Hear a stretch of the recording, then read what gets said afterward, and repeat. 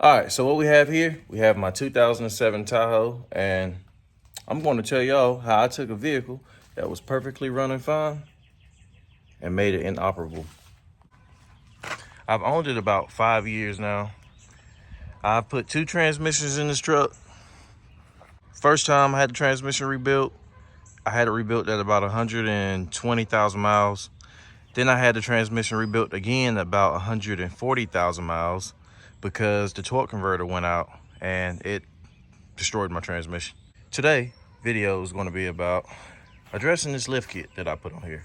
So what I have is a Rough Country 7.5-inch lift. I'm not even focusing. This is a Rough Country 7.5-inch lift kit. I was driving my truck about 1.5 years ago. It was raining outside, and I might have been going too fast for condition. I had never driven on this road before, but I thought it was gonna be like a traditional curve where you go around.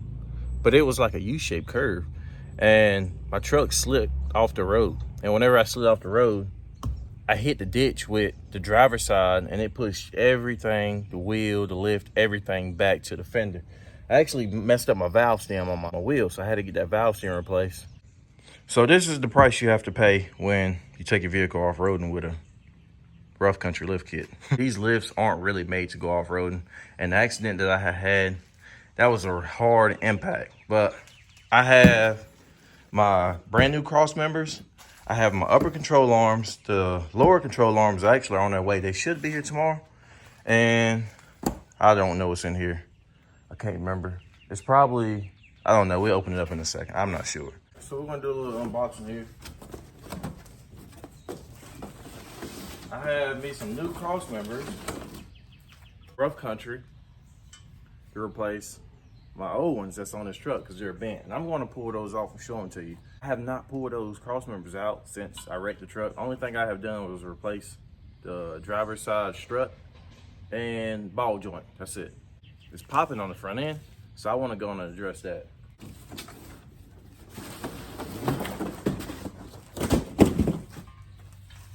I think this one here may be the front, and the other one should be the rear, if I'm not mistaken.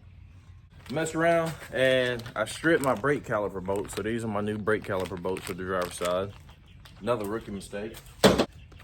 Brake caliper hangers. I've been using zip ties, and you have to use like 4 or 5 zip ties to hold the brake caliper up. And if you hit the dang on brake caliper, you risk it falling and breaking the line. So this right here should protect me from my brake caliper falling off, because I can just hang these off of the frame and hang the brake calipers off of this.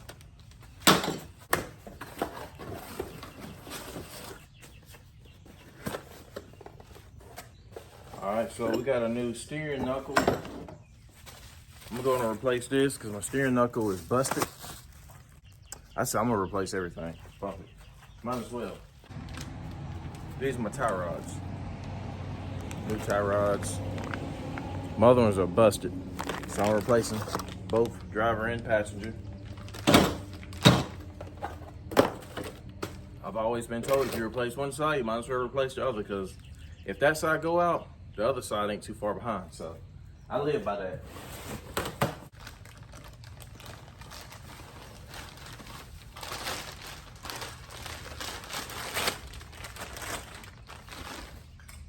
These are my new upper control arms. So I went back with like a stock style upper control arm. The issue I ran into before, they never had like this metal ring around them. So whenever you pump them up with grease, the grease would just come out or the ball joint. And that's what caused premature wear on your ball joints, because water and everything get shoved up in there and it just tears these ball joints up. All right, so I'm about to drop this suspension. I think what I'm gonna do is I'm gonna take my gray Sharpie and I'm gonna mark the camber alignment bolts. That way I know where to put the alignment back. But I'm gonna get my buddy to realign this thing for me anyway, but I wanna try to get it as close as I can. That way I can drive it on the road, and that way it's not all over the road, you know, riding sketchy.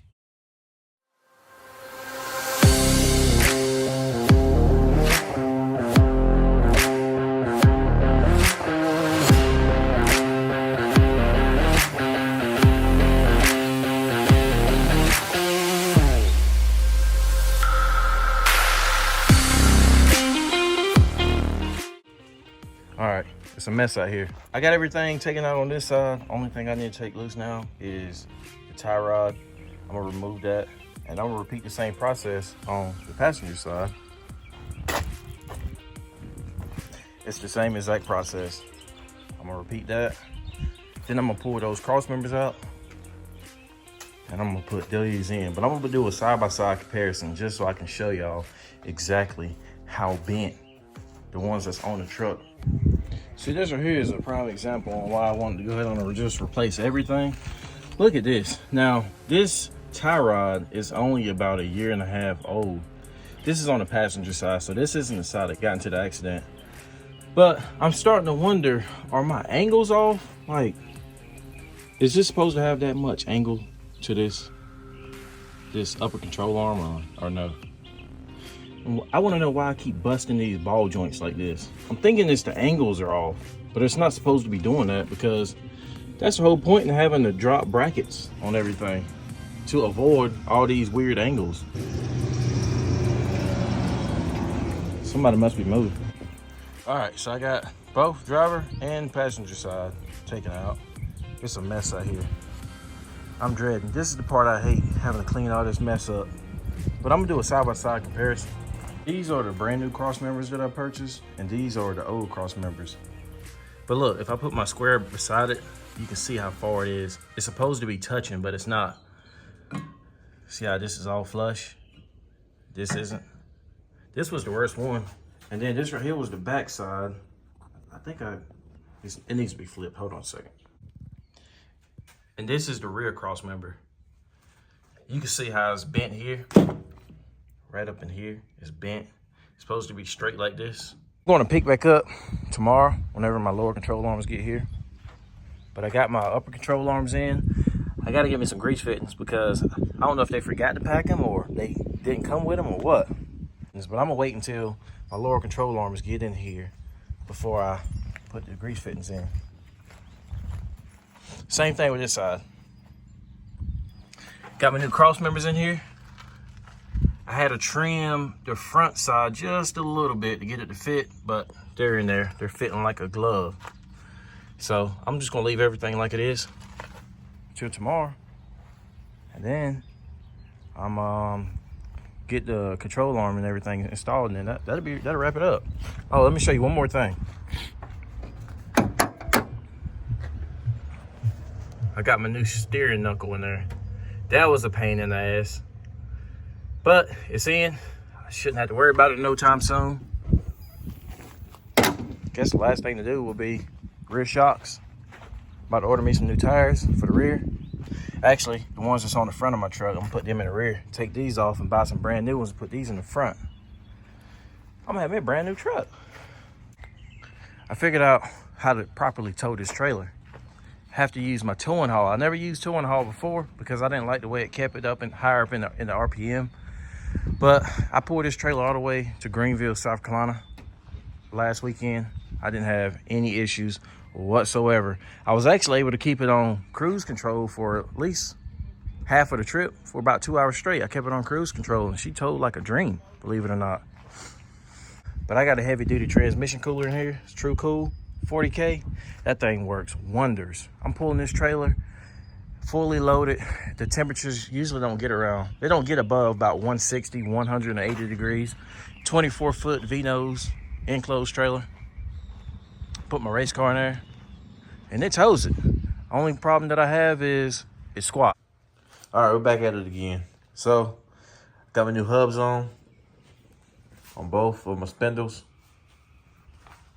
As far as the truck goes, it's still up on jack stands. Got my new lower control arms in. I just got them hanging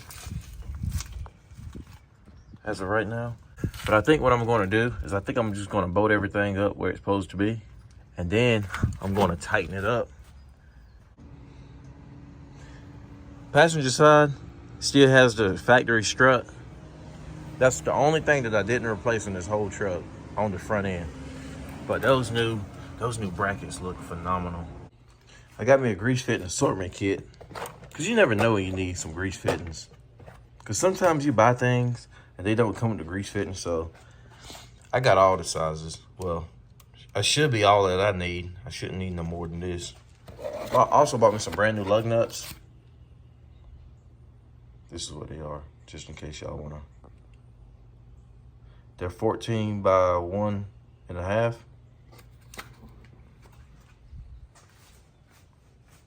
I bought all of the regular lugs, so there's no locking lug nuts in here. I don't believe in locking lug nuts.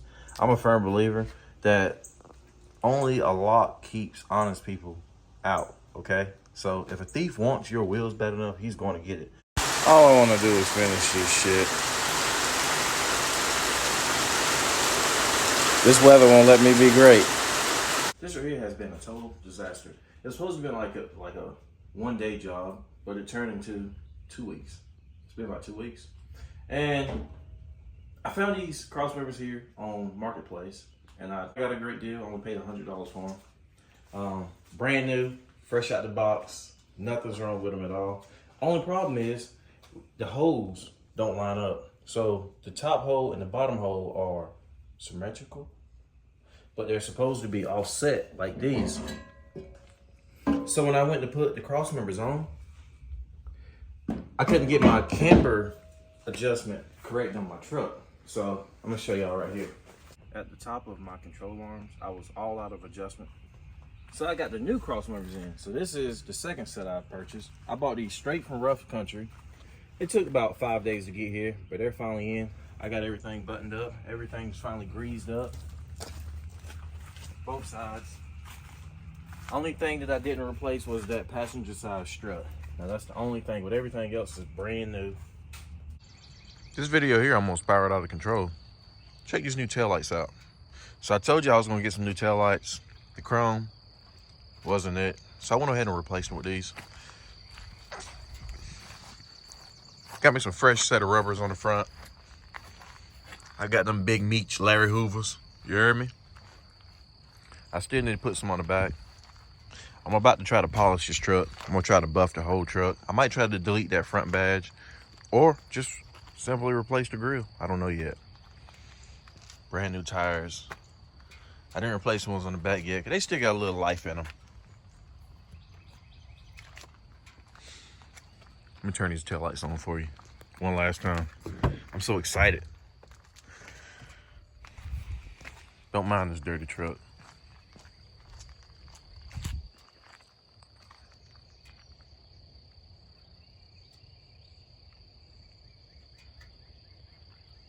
Last night, me and my fiance, we did a rear badge delete. So the badge that goes on the back of this little trim panel here, it has 2 holes in it. So what we did was we shaved everything smooth because it had a little, I don't know, big old hump here for the badge. We ended up sanding this down and we end up vinyl wrapping this whole trim piece. You really can't tell the difference between that trim and the paint, but that's actually vinyl wrap because underneath it's been sanded. So of course we had to sand the paint off to get it smooth.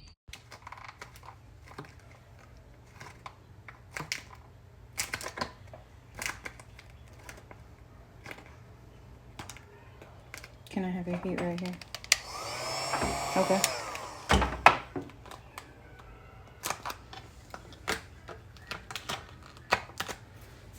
All right, right here. All right.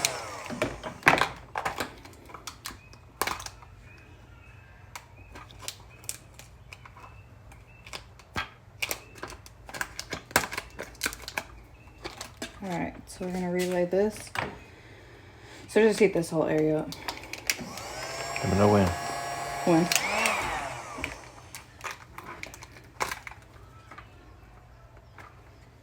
All right, I'm gonna try to get this air bubble out. Can you heat up right here? Let me know when. When?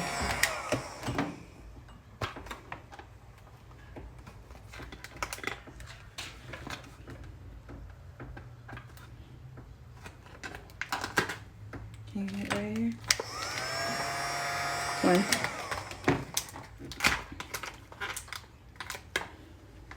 But overall, I think it came out great. I think I want to put some airbags on this thing too. Get rid of these springs. Put some airbags down in here. Yeah, I'm getting it right. Getting it right. Well, if you stayed to the end of the video, I just want to say thank you for watching the video. Hope you enjoyed. The video is all over the place this time here. Next video I post, I'll make sure that it has a little bit more structure to it. This right here, it just spiraled out of control. All right, well, y'all take care. Thanks for watching.